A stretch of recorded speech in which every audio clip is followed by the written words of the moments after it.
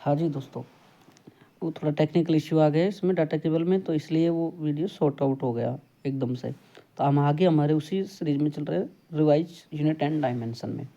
तो हमारे क्या है, एक वो दे रखा है हमको, प्रकाश की वेलोसिटी, लाइट ऑफ वेलोसिटी दे रखी है c, ग्रेविटेशन कांस्टेंट दे रखा है g, प्लांक कांस्टेंट दे रखा है h, उसको मूल मात्रक माना जाए, यूनिट माना जाए, तो न्यू सिस्टम में आपको मास की डायमेंशन फाइंड आउट करनी है। मेरा कहने का मतलब यदि प्रकाश का वेग, गुरुत्वाकर्षण नियतांक और प्लांक नियतांक दे रखा है, तो इनको मूल मात्रक मानते हुए इनकी पद्धति में द्रव्यमान की विमा फाइंड आउट करनी है। तो देखो बेटा, सबसे पहले हम करेंगे सी की डायमेंशन, सी की विमा क्या होती है आप सबको पता है सर, ये होती है। और सर जी की क्या होती है, जी की सर हमको पता है m-1 L3 और t-2 होती है। सर एच की डायमेंशन क्या होती है फिर बेटा, एच की होती है L2 और t-1, ये डायमेंशन होती है। हमारा वही फॉर्मूला लगाएंगे हम।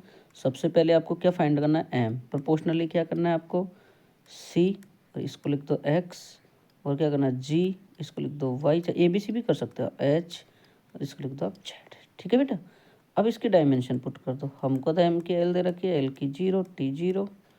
अब देखो बेटा, तो कॉन्स्टेंट मान सकते हो आप, मानना चाहो तो ना। अब देखो सी की भी में बेटा हमारे पास कितनी है, m0, L1, t-1, और हमारे पास यहाँ कितना है x। अब देखो जी की कितनी थी हमारे पास, m-1 L3 t-2, और ये कितनी है हमारी y। जेड की देखो बेटा, m1 L2 t-1, ये कितनी होगी हमारी जेड। यही बात है ना हमारे पास। अब हम कंपेयर करेंगे, देखो 1 को कंपेयर करो m के साथ में, तो 1 = 0 है ना, माइनस वाई, देखो बेटा माइनस ये रहा और वाई ये रहा, फिर इसके बाद हम प्लस जेड। तो इसको हम क्या लिख सकते हैं बेटा, 1 = z-y, इक्वेशन फर्स्ट। सेकंड का कंपेयर करो, एल का 0 = इधर क्या है एक्स, इधर क्या है +3y, इधर क्या है बेटा +2z। ठीक है, इक्वेशन 2। थर्ड इक्वेशन को देखो बेटा, थर्ड क्या है हमारे पास, 0 = -x -2y -z। ये आपकी होगी बेटा 3 इक्वेशन। राइट नाउ अब मैं थोड़ा सा ऊपर से साफ कर रहा हूँ इसको, क्योंकि यहाँ अपने पास थोड़ी जगह, मैं न्यू पेज में तो ले लूँगा, लेकिन फिर वहाँ पे वही बात है, उसको देखना पड़ेगा अपन को।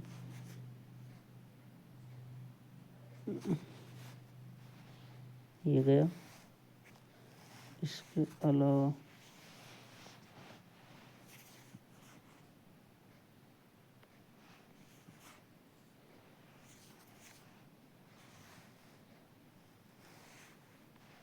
देखो भाई, अब देखो आप सबसे पहले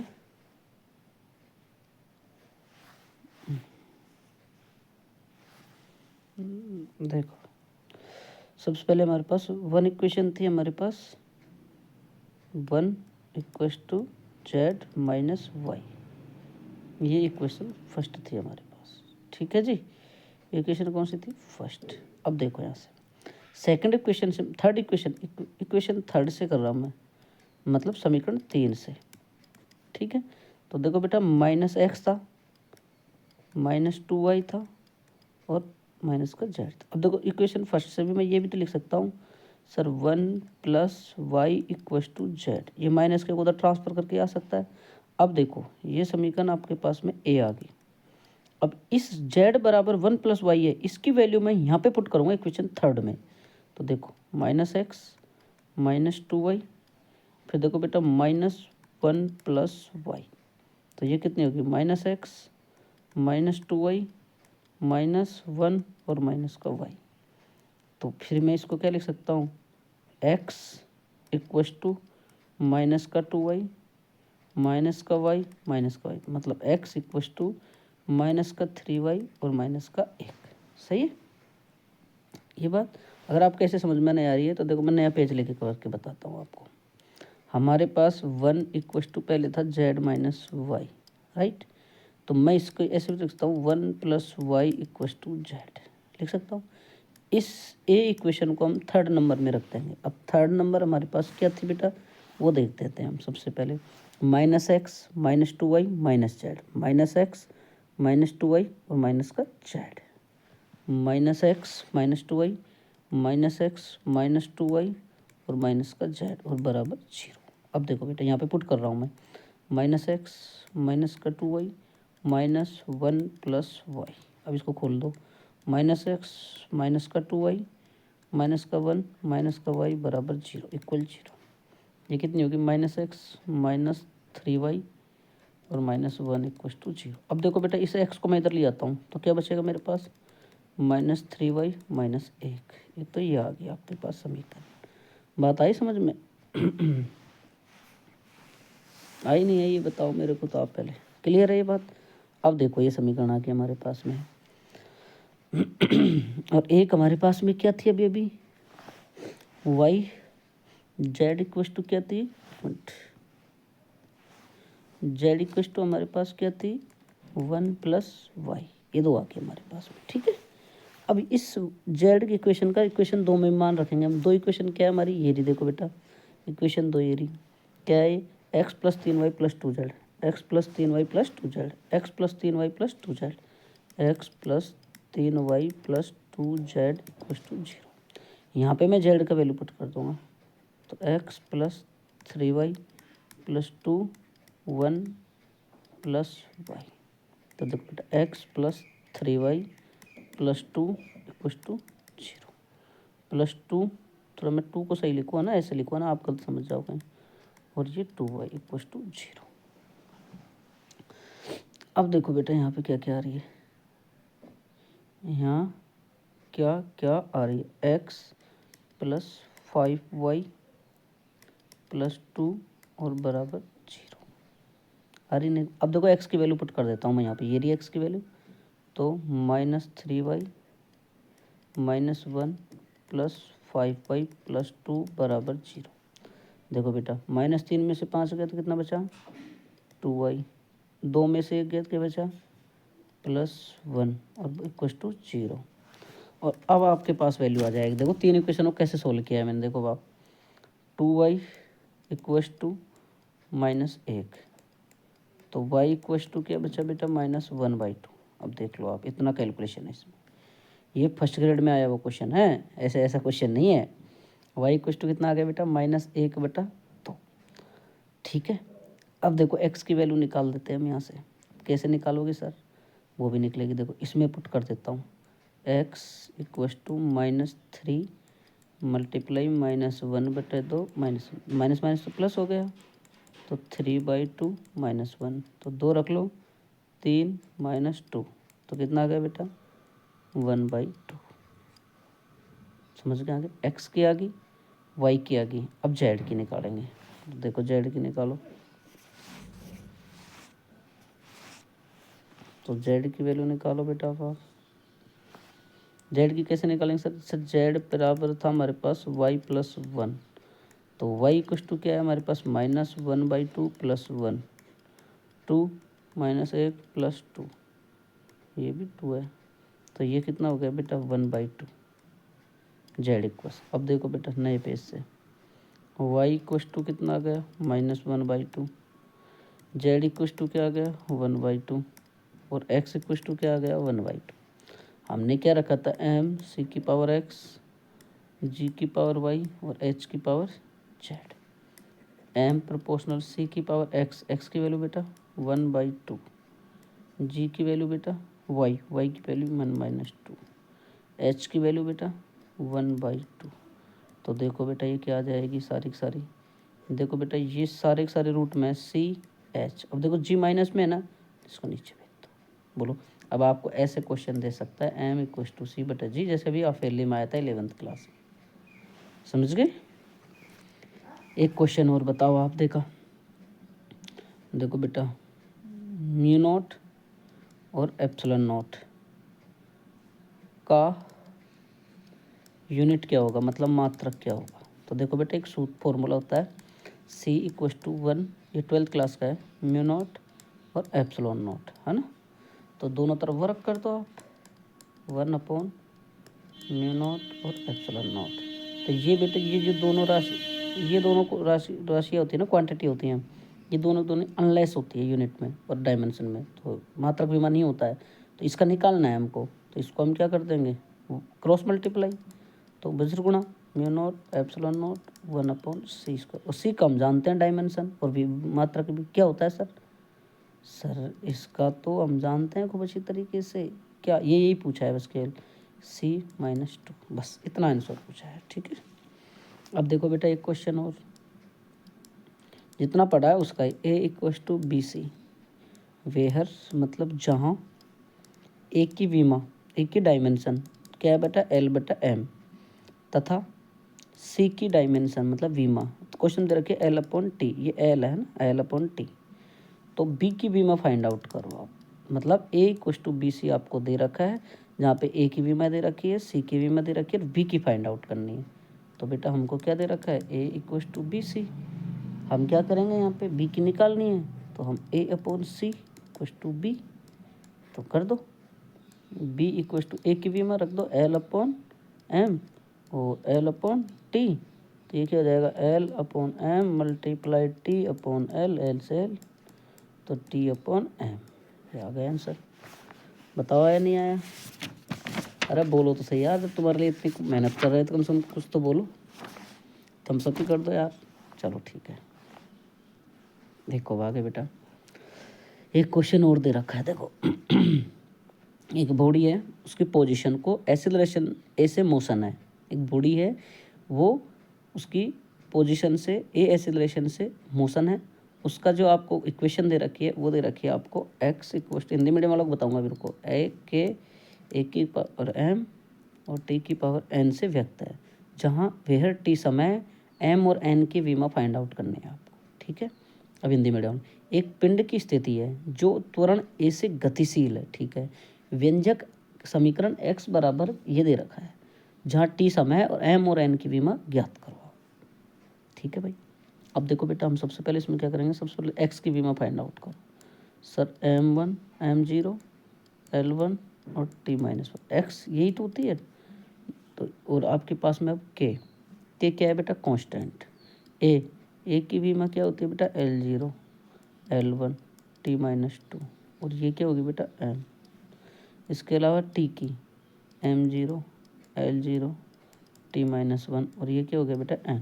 तो देखो बेटा पहले कंपेयर करो 0=0, ये तो L की वैल्यू कंपेयर करो 1=m + 0, तो m कितना आ गया भाई साहब 1, n की फाइंड आउट करो -1=-2m और -n, तो देखो बेटा -1=-2 मल्टीप्लाई m की वैल्यू 1 और -n, तो यहाँ फाइंड आउट कर रहा हूँ मैं, देखो इधर देखो -1=-2 -n, इसको इधर लिया हो तो n क्या आ जाएगा भाई, n=2 आ रहा है इसमें, एक मिनट रुको, इसको अलग तरीके से करेंगे, रुक जाओ एक सेकंड, ये से भी हो जाएगा अगर हमसे इसकी डायमेंशन पूछ रहा है, वो हमसे वैल्यू नहीं पूछ रहा है इनकी। अब देखो इसकी डायमेंशन देखो आप इसकी, देखो बेटा एल की हमारे पास कितनी है, एल की इधर देखो यहाँ से, एक मिनट, एल की क्या है बेटा, एल की है एम, है ना, और टी की वैल्यू -2m, और कितनी है माइनस एन ही तो आएगी, ये प्लस एन आएगी क्या टी की, अरे यार +1 ही तो होती है टी की, कोई वो नहीं दे रहा, तो ये जब भी तो गलत हो रहा है +n, आई बात समझ में। अब देखो यहाँ से m हमारे पास कितना है, देखो m की कंपेयर कर लो आपके पास सामने, l की वैल्यू कितनी है, ओ पावर कितनी m, t की पावर कितनी है ये रही। अब इसकी वैल्यू निकाल लो आप यहाँ से, कैसे सर, देखो मैं बताऊँ, m की तो 0 होगी भाई, m की पावर यहाँ पे कितनी है ये देख लो आप, तो यहाँ पे आपके पास में 0 है, तो आप यहाँ से कैसे निकाल सकते हो पूरे डायमेंशन, सर l की पावर 1 है, तो कंपेयर कर लो आप यहाँ से, तो देखो L 1 = m,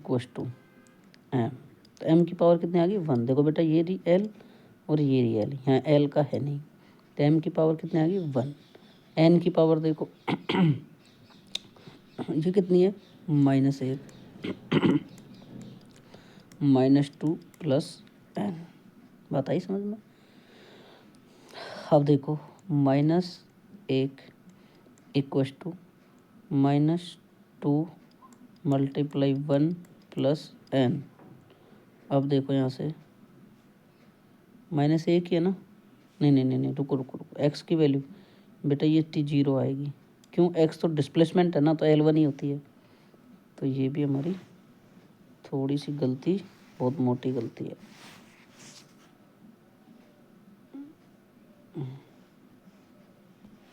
देखो यहाँ से m = 1 आ गया। देखो बेटा L ये रहा 1, L ये रहा 1, इधर है नहीं। और देखो चलो इसको पूरे को दोबारा समझाओ।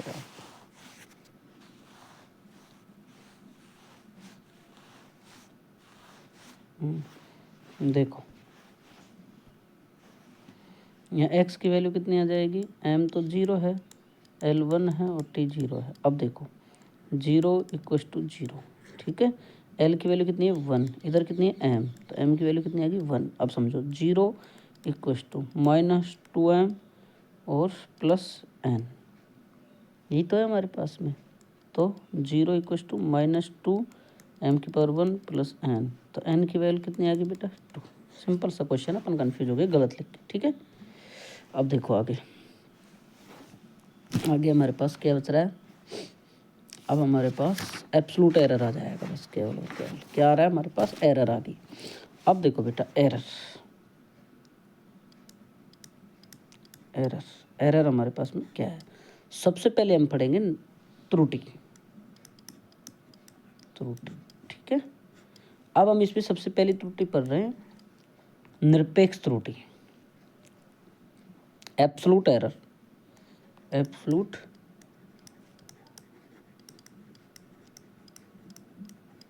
एब्सोल्यूट एरर मतलब निरपेक्ष त्रुटि,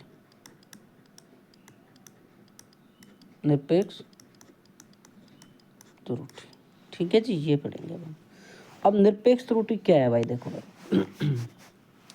कि कोई फिजिकल क्वांटिटी है आपके पास, कोई भौतिक राशि है, उसको n बार मेजरमेंट किया जाता है, उसको n बार मापा जाता है। तो उसके मापे गए मान को, मतलब कोई फिजिकल क्वांटिटी है उसको n बार मापा जाता है। मैं बोल दूँ आपके पास कोई सिक्के हैं, उनको n बार गिना जाता है, मेजर किया जाता है। तो मापे गए का मान, तो क्या माना उसके मान, A1 A2 A3 AN है, ठीक है। अब देखो बेटा पहले इसको रिप्रेजेंट करते हैं इससे।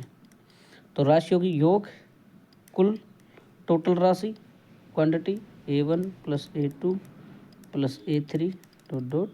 AN प्लस ये लो सर, कितनी राशि है बेटा अपने पास, क्वांटिटी है n, तो n लिख दिया।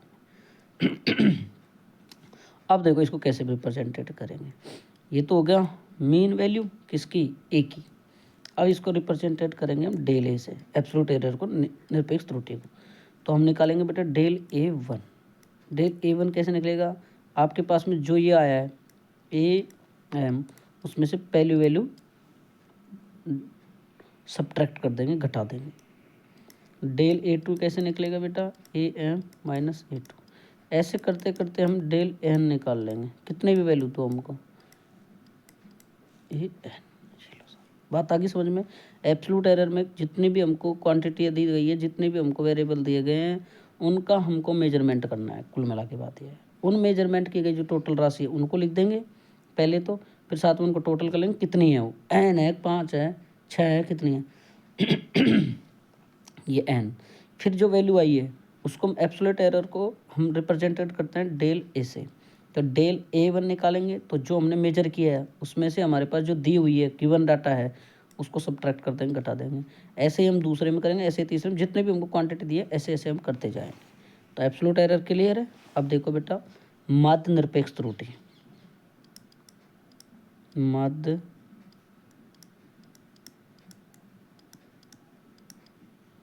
निरपेक्ष त्रुटि, और इंग्लिश मीडियम में मेन एब्सोल्यूट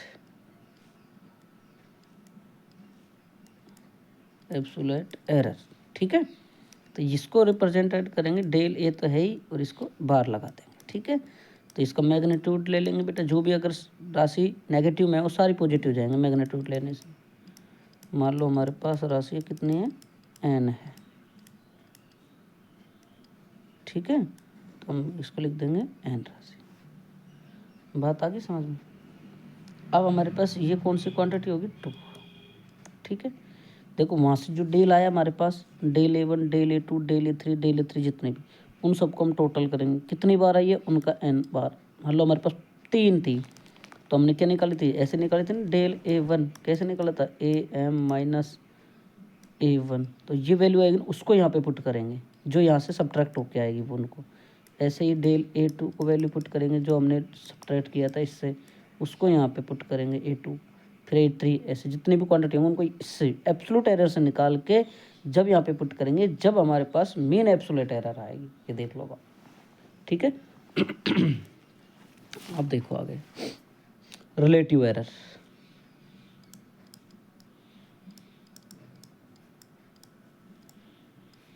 ये क्या होता है भाई, अपेक्षित त्रुटि। हिंदी में क्या होता है भाई, अपेक्षित त्रुटि। ठीक है, अब ये क्या होता है भाई, इसमें ये होती है अपने पास डेल ए और अपॉन ए एम। जो हमने मीन एब्सोल्यूट एरर निकाला था डेल ए बार, जो हमारे पास क्वांटिटी आएगी वो, और एब्सोल्यूट एरर में जो हमारे पास ए एम निकाला था, ए एम निकाला था हमने कैसे, A1 plus A2 plus upon N, जो ये आया था उसको डिवाइड करेंगे, जब जाके हमारे पास रिलेटिव एरर आएगा। ये देख लो आप, प्रतिशत एरर, परसेंटेज एरर में जो आपके पास रिलेटिव एरर आया है उसको मल्टीप्लाई आप 100 से कर देना, आपका क्या आ जाएगा, ये आ जाएगा। बात आ गई समझ, आई नहीं है ये बताओ आप आगे। अब देखो आगे, राशियों का संयोजन, कॉम्बिनेशन ऑफ एरर। क्या बता रहा हूँ मैं बेटा, कॉम्बिनेशन ऑफ एरर।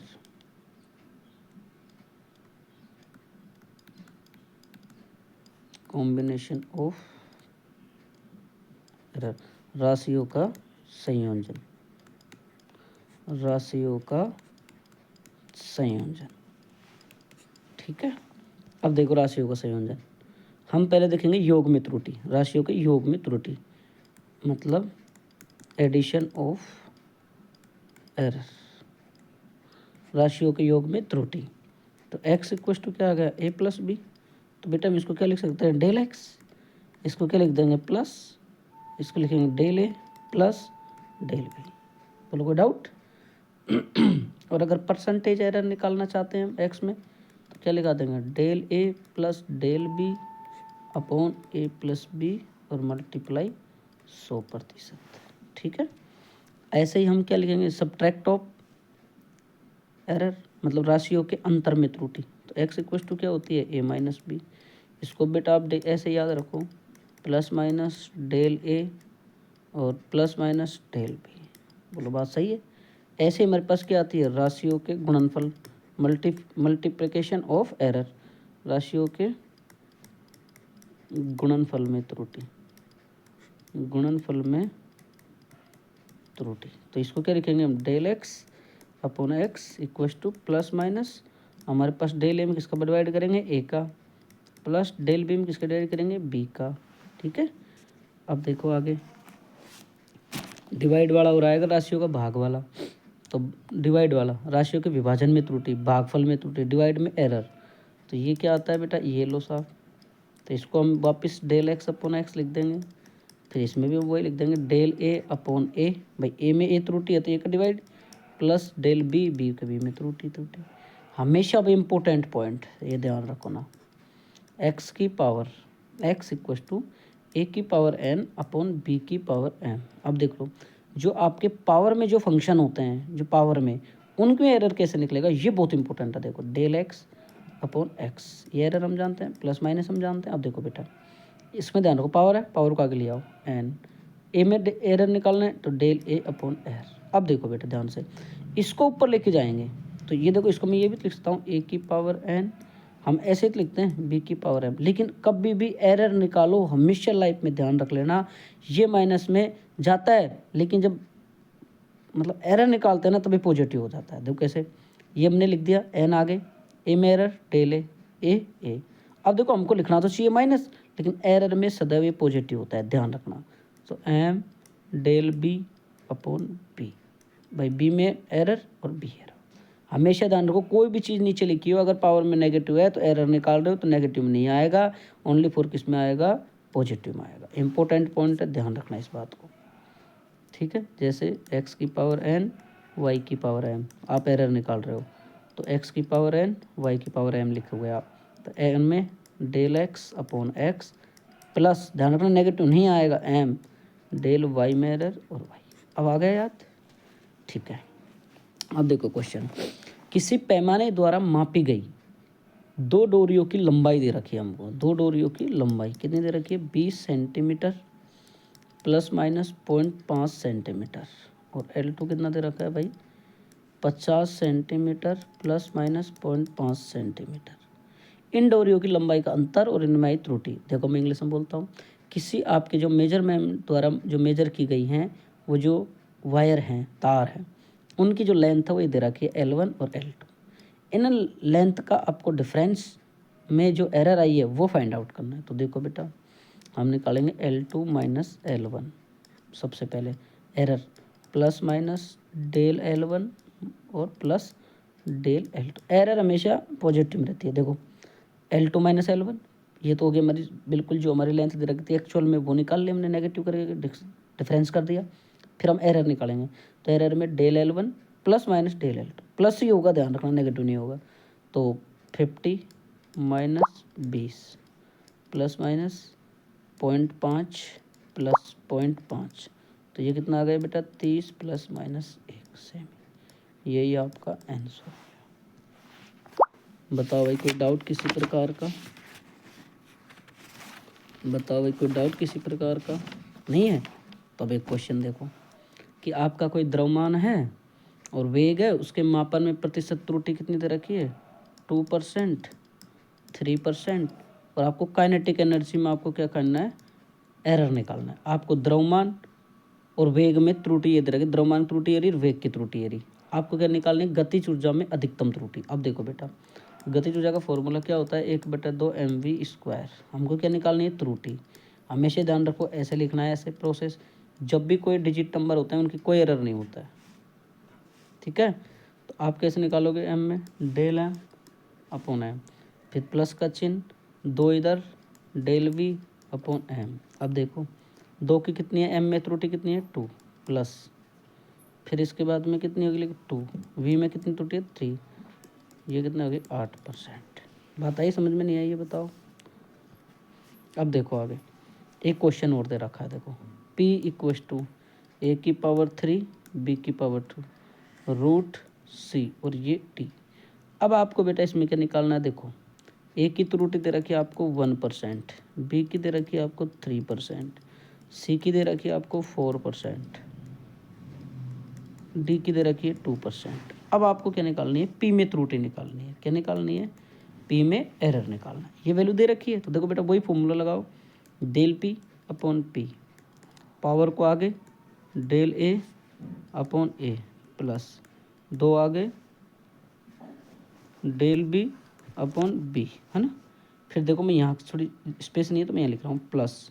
अब देखो बेटा सी आपके पास किस में है, देखो इसको मैं ऐसे लिख देता हूँ, ए की पावर 3 बी की पावर 2 सी की पावर -1/2 और डी की पावर -1। ये डी ऊपर जाएगा तो -1, सी 1/2 रूट में है तो ऊपर ले गया तो माइनस। अब देखो बेटा मैंने क्या बताया था, माइनस में नहीं लिखना प्लस में लिखना है, del c upon c plus 1 del d upon d. अब वैल्यू पुट कर दो, देखो बेटा 3 × 1 plus 2 × 3 plus 1/2 multiply value 4 plus 1 × 2, 2 दूना 4। अब देखो 2 और 2 4, 3 3 दूनी 6, 4 और 6 10 और 3 13, तो कितना एरर आ गया आपके पास, 13%। समझ में आ गई बात, क्लियर है इतनी बात। अब देख लो मैंने आपको कैसे कैसे क्वेश्चन करवाए, आनंद आया नहीं आया ये बताओ यार आप।